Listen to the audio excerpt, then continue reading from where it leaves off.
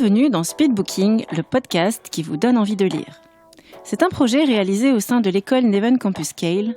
Aujourd'hui, nos alternants en première année de BTS MCO vous embarquent dans un voyage entre les pages des livres et les écrans du cinéma. Au programme, des histoires captivantes, des adaptations marquantes et surtout, leur avis sans filtre. Installez-vous confortablement, ouvrez grand vos oreilles et laissez-vous guider. C'est parti! Salut tout le monde!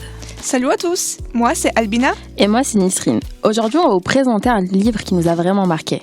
Il s'agit de Les Nuits blanches de Fédor Dostoïevski, un petit bijou de la littérature russe publié en 1848. C'est une nouvelle assez courte mais très riche. Honnêtement j'ai été surprise par la facilité de lecture. Oui, c'est fluide et poétique, et en même temps super profond.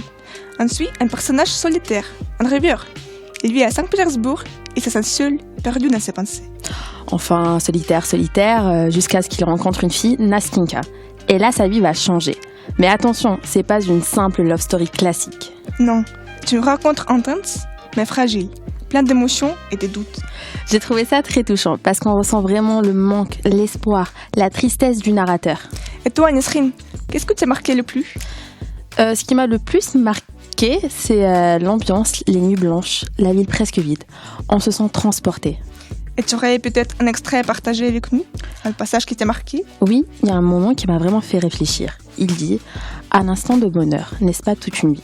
Cette phrase, elle paraît simple, mais elle résume tout. Le narrateur sait ce qu'il vit avec Nastinka ne durera peut-être pas, mais pour lui, cet instant est suffisant. Je trouve ça très beau, parce qu'au fond, on cherche tous des moments comme ça, même s'ils sont courts. Et c'est justement ce qui rend cette histoire aussi poignante.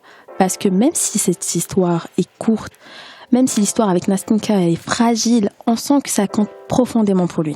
C'est vrai. Et le fait que le personnage n'a pas de nom et reste anonyme, c'est qui nous fait comprendre sa profonde solitude et son détachement du monde. De plus qu'il n'a pas de nom, on peut plus facilement se projeter dans l'histoire. Exactement. On s'identifie facilement à lui, à ses émotions et à ses rêves. Et ce que j'aime avec Dostoïevski, c'est qu'il parle des choses simples mais profondes. L'amour, la solitude, le besoin d'être vu. Oui, il le fait sans trop en dire. Il nous fait réfléchir sur notre propre quête de sens, sur l'amour, la solitude et les moments où on se sent perdu. Dostoïevski arrive à capturer cet état de flottement, où tout semble possible et pourtant rien n'est vraiment certain.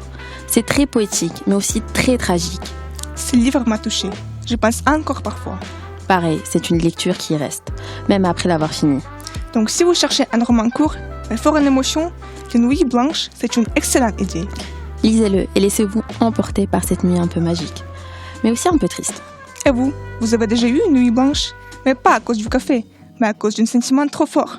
Bonne question, Albina. En tout cas, on vous laisse y réfléchir. Merci de nous avoir écoutés. C'était Nisrine et Albina. À très bientôt. Bisous. Merci d'avoir voyagé avec nous. Un grand bravo à nos chroniqueurs du jour. Et on se retrouve très vite pour un nouvel épisode de Speedbooking.